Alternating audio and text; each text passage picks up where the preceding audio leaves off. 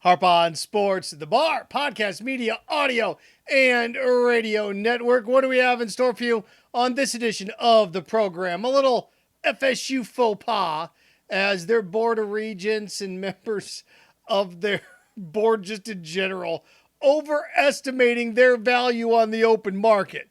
Going to leave the ACC and go where? They got one option. Really, one option. And that's if that conference whiffs on 4 straight teams, maybe 5 straight teams, then they'll come to Florida State, way overestimating their value on the national stage. So we're going to look at that. Also, the Big Ten commissioner getting the green light from other members of the conference to explore conversations with Oregon and Washington. Cascading effects now. And the Big Ten could be at 18. If Stanford and Cal are included, could be at 20. What this means going forward for not only the Big Ten, but all conferences in college football, as the Big Ten starts to knock on the door of a mega super conference. Could have 4 divisions. Explore that. Also, Major League Baseball trade deadline come and goes. And there's a favorite now. I think there's even a favorite for the World Series. Things have changed a little bit here. Maybe the top 2 favorites are both, and maybe the top 3 favorites are all in the American League. Even though the Braves have the best record. Yeah, so we'll circle that wagon as well. Also, to kind of piggyback on what was going on earlier, college football discussions, but off the field, Iowa football players betting on their team, what this should mean for the NCAA and why this is a bigger threat or bigger concern than NIL could ever be. Again, Harp on Sports, the Bar, podcast, media, audio, radio network. Follow, share, like, subscribe at Harp on Sports Twitter, at Harp on Sports Instagram. The auditory route, Harp on Sports, the Bar, Buzzsprout, Spotify, Apple Podcast, Harp on Sports, the Facebook page, Harp on Sports, the Bar, the YouTube channel, and of course, harponsports.com. Let's start off with this. A little Florida State faux pas as they find themselves without a dance partner. Florida State right now reminds me of the person that breaks up with their significant other because they think people are just lining up for them. Wrong answer. Wrong answer. The movie was out a couple weeks ago, Can't Hardly Wait. Jerry O'Connell, Trip McNeely breaks up with his girlfriend. Hey, she ends up dating a doctor. He has nothing. Yeah, that's what Florida State reminds me of. The big man on campus. Apparently not. And now you have other members of the conference telling them, including North Carolina, hey, would you guys cool it a little bit? This is not good for the ACC at all. Florida State is going to find themselves without a dance partner here. What's the draw of Florida State? Seriously, if I'm the Big Ten, why would I add Florida State instead of Miami? Miami has better academics. It's a private school. If it's about academia, which the Big Ten loves, that's why they went the USC, UCLA route and the Los Angeles market. I get Miami, which is a top 10 media market. Why would I want Florida State over Miami? Why? Why? Miami's won more. Well, what? You sell me on what Florida State has that Miami doesn't. Why would I want that? Just football tradition-wise. Why? See, and then that's just it. That's the Big Ten looking at Miami. Of course they want Washington because they get Seattle. Eugene, Oregon adds them. Nike and Oregon and Portland. Why would I want Florida State? What's Tallahassee like, market 180? Why would I want that? Why would I want that? Well, the tradition. Yeah, the tradition elsewhere. Florida State's won what? 3 national championships. Washington's won a couple. Oregon hasn't won one, but if it's about national championships, then what's SEC land adding A&M for? See? Ooh, baby. Well, the SEC should add us because we what? We won championships. Oh, okay. The SEC were hell-bent on championships. Missouri and A&M never would have been brought into the fold. If that's the case, well, Georgia Tech's won national championships more recently than A&M.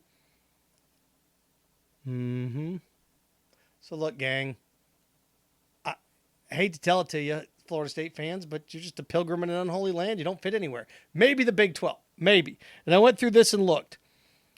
The SEC, if the SEC is targeting anybody, they're going to go for Miami before Florida State for the reasons I just mentioned. And I went through and looked at the list. If I'm the SEC, I would go Virginia, Duke, North Carolina. I can add Richmond, D.C. I can add the Carolinas. If I'm the SEC and I'm sitting here at 16 and I really want to expand, and I'm the Southeastern Conference, really want to expand, I'm doing Virginia, both Duke and North Carolina. Now I'm at 19. I can go Miami to make it 20. Why wouldn't I do that? Well, Duke and Carolina aren't good at football. Yeah, but I round out my basketball pedigree, don't I? I had Virginia. They're not good at football. Fine, I'll have Virginia Tech then. If you want to play that game, I'll go Virginia, Virginia Tech, Duke, North Carolina. If I really want to go that route. Seriously, why wouldn't I do that?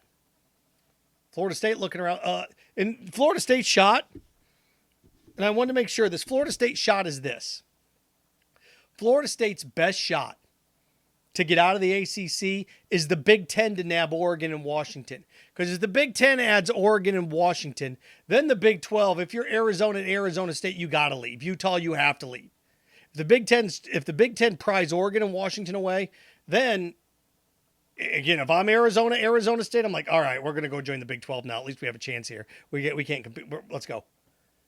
And then if the Big 12 sits there and the Big 12 goes Arizona State, okay, Utah, okay, maybe at this point, if the Big 12, we got to go Supernova here, maybe you can talk me into Florida State. Or, because if the Big 10 really wants Washington and Oregon, they're going to get them. They just are. Now, it's funny about this because the Big 10, the discussions with those two is a reduced share out of the gate. Well, when the Big Ten's pulling in $60 million per school here in 2-3 years, $70 million per school, a reduced share at $35 million is still a half share. At $35 million is still more than the $20 million they're making in the Pac-12. You say, well, it's just $15 million a year. You can make that up with boosters. Okay, $15 million a year over 10 years is $150 million, and it's not going to stay at $35 million, and there's no guarantee your conference is salvageable or soluble at least. Again, the Big 12 kind of holds all the cards here. So you need a complete raid of the Pac-12. Or you need the exact opposite and everybody stands put. And Colorado's the lone pilgrim. Why? Well, then, if you're the Big 12, you're sitting there at what? Let's say Washington and Oregon don't go. You need either complete raid or no raid at all. Then the Pac-12's sitting at 11. The Pac-12's like, okay, well, let's get back to 12 here. Oh, actually, we're down to 10. Actually, we're down to 9. We need to get 3 schools here. In the Pac-12, I wrote down these schools. If they're interested in SMU, if they're interested in UNLV and San Diego State, all right, now they're back up to 12. It's really weak, but they're at 12. And the Big 12 is now at 13 with the addition of Colorado. Maybe the Big 12 takes Florida State at that point. But if I'm the Big 12, I want Miami for the reasons we just mentioned. If I'm the Big 12, I want Miami instead of Florida State. Now, unless Miami looks at it and goes, we're a package deal, we got to come together. Like USC and UCLA, we're a package deal. But you see Miami doing that? Do you? They just don't fit. There's no fit. There's not. So I don't know what they think they're doing here. And I mentioned the Big Ten when it comes to all of this. And the Big Ten could be exploring a super mega nova division. Supernova. Super conferences. Supernova conference. Look at this. Big Ten sits at 16 right now, doesn't it? With USC and UCLA coming in, they're going to be at 16. Now what? Well, once they get to 16, if they go Washington, Oregon, Cal, Stanford, okay, now they're to 20. At 18, you can kind of sit, if it's just Washington and Oregon, okay. But if Cal Stanford are included in this, okay. Now you bring in something interesting. Now you bring in divisions. If it's Oregon, Washington, Cal, Stanford, USC, UCLA, that's 6. That's 6 West Coast. The Big Ten will be at 20 at that point, right? Then at that point does the Big Ten go, you know what, we're at 20. Let's get to 24. 4 divisions of 6. Big Ten ends up with 24 teams. 4 divisions of 6. You could make a case then if you're the Big Ten. You could have your own tournament. You could have your own Final Four. You make more money with your own tournament. But seriously, if you're at 20 and if you had those 4, technically, if you get up to 18 with Cal and or with Washington, Oregon, then you could have USC, UCLA, Washington, Oregon, and I know it's West. I know it's not even close to the same time zone, but then you could kind of grab Minnesota and Nebraska, but that's, I mean, you're talking about severe travel for those teams. But if you could line up Washington, Washington State, Cal, Stanford, USC, UCLA, and that's a division of 6, and then your other division of 6, you start to peck away at regional setups, and your other division of 6, I don't know, ends up being Minnesota, Nebraska, Illinois, Iowa, Michigan State. Okay, there's your other division of 6. And then your other division of 6 can be what? Purdue, Indiana, Penn State, Ohio State. Here's where the real fun Northwestern. See, where the real fun begins? Well, Seth, you need 4 more teams. If I'm the Big Ten, then I set my sights on what? I set my sights on North Carolina, Duke, Georgia Tech, Miami. If the Big Ten wanted to blow this thing out, if I'm the Big Ten and if I add those 4 teams from the Pac-12, 4 new teams, Cal, Stanford, Oregon, Washington, I'm at 20. I'm like, let's go to 24. Duke, North Carolina, welcome in. And Miami, Georgia Tech. And Georgia Tech because I get Atlanta. So I get Atlanta, I get Charlotte,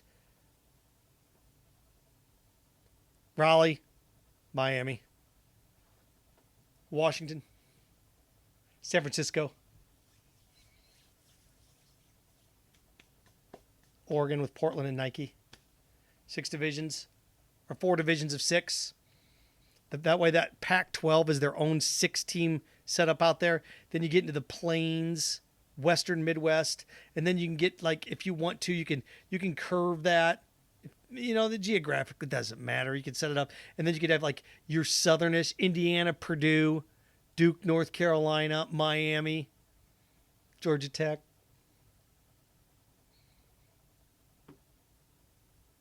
Supernova Mega Conference, Big Ten. Either way, the ACC sitting here right now where they are, they've got to be thinking big. They've got to be thinking, okay, we got to go add somebody. Who Memphis, SMU. See, I still don't think it's going to be enough. Who can the ACC wrangle away? Who can they go grab? I mean, you could add USF, but that's not going to do any impact. If you're the ACC, with your grant of rights deal, you're not stealing any major teams away from conferences. You're not. You're not prying anybody from the Big Ten. You're not prying anybody from the SEC. You're just not. So, if you're the ACC, you're kind of caught here. And you're Florida State, you're really caught. You didn't do anything. You don't fit anywhere. So, again, if it's Oregon and Washington, Cal, Stanford, Big Ten would be smart to go to 24. And the SEC says, we're happy where we are. And the SEC should be happy where they are. But if the SEC wants to make a move, they truly want to make a move, then that move is what? Then that move is Duke, Carolina, Virginia, Miami. They really, really want to make a move. So, as the college football world turns, baby, radical realignment. It's the way it is. This has been changing forever. Conferences have been changing. It's like, oh, I hate this. Well, they've been changing our whole lives. Southwestern Conference gets blown up. And this happens about every 10 years, right? Southwestern Conference got blown up in the early 90s. The Big East got blown up in the early aughts. 2002, 2003, we're in the Big East. Well, I guess that's when, with the Big East, at least at that point, that's when, who left? Boston College, Miami, Virginia Tech left to join the ACC. Then the Big East was rated at the end of the conference, end of that decade. It's been about 10 years, 15 years. Time to rate another conference. The Conference USA is kaput. Somebody's getting blown up here. Looks like it's going to be the Pac-12. All right. Shifting gears really quick here a little bit. The question on when it comes to Iowa players, investigation, they were forthright with the NCAA, which is good. But if you have players betting on your own team and they're using fake names and hiding, they can never play college sports again, ever. That's one of those things that I don't care. It's like, look, I think the NFL goes a little bit too far. If you're an NFL football player and you're betting on basketball, I really don't have a problem with that. I really don't. If you want to investigate them for insider information, then you prosecute them like you would just a regular criminal that uses inside information to bet. But look, if you are a football player and you're betting on your own team, you got to go permanently. That's Pete Rose territory. And again, ad nauseum, well, he bet on his team to win. I don't care. If you bet on your team to win and I'm a bookie, okay, you're betting on your team to win. Next week, he bet on his team to win. Okay, bet on his team to win. Then the next week, you don't bet. A non-bet is a bet to lose. Well, you're confident the first 2 weeks. Now you're not so confident. Done. You can't bet on your team. And isn't that the rule of thumb? You just can't bet on your own sport. And then it's funny about this because you see, well, DraftKings, and they're making tons of money. What do you mean? FanDuel, DraftKings, you can bet on them as a fan. The players can't? No, they can't. As a fan, I can sit there and drink a beer. Quarterback can't sit out there with a cocktail, can't sit out there with a rum and coke or a Harvey Wallbanger and fucking play a football game. They just can't do it. You can't.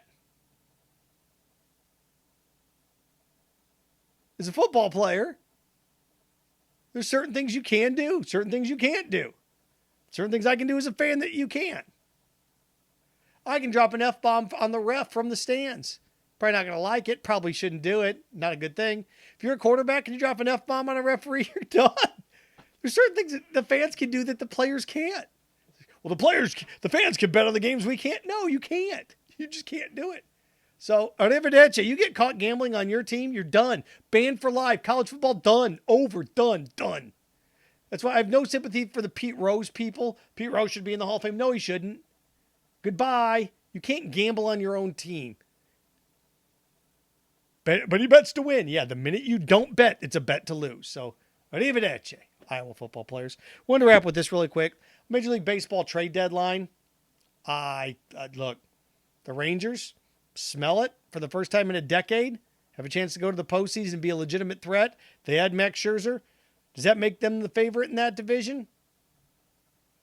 No, because you have the Astros. The Astros had Verlander. Rangers had Scherzer. Here we go.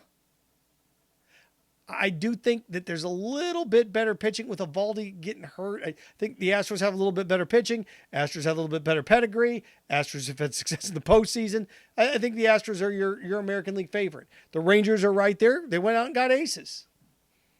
Both of them did. Both went out and got Hall of Famers. And Verlander's been great the last month. What's he like, 3-1 the last month? 4-1? Sub-2 ERA.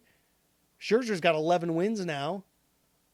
His ERA's hovering around 4, but dude's a workhorse. What's crazy about this is you need studs on the mound, starters to get you to the postseason. But once you're in the postseason, you need studs in the pen. Could you imagine in football, you're a passing offense, but when you get to the postseason, it's like, okay, we're done passing. Let's throw it now. Let's run it now.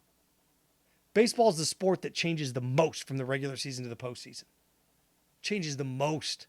The entire approach changes. Your starter's got to give me at least 6. Give me at least 6 tonight. Got to save the pen. You get to the postseason, it's like, whatever. Here comes the hook after 2 innings. Oh, it's 1-1. There's runners on first and second. Nobody out. Take the starter out. It's amazing how that works. Amazing. But you look at it. Think about this. For the longest time, people got mad. It was the Yankees, and it was the same teams every year. Ready for this? Your division leaders, O's, Twins, Rangers, Reds, Braves, Dodgers.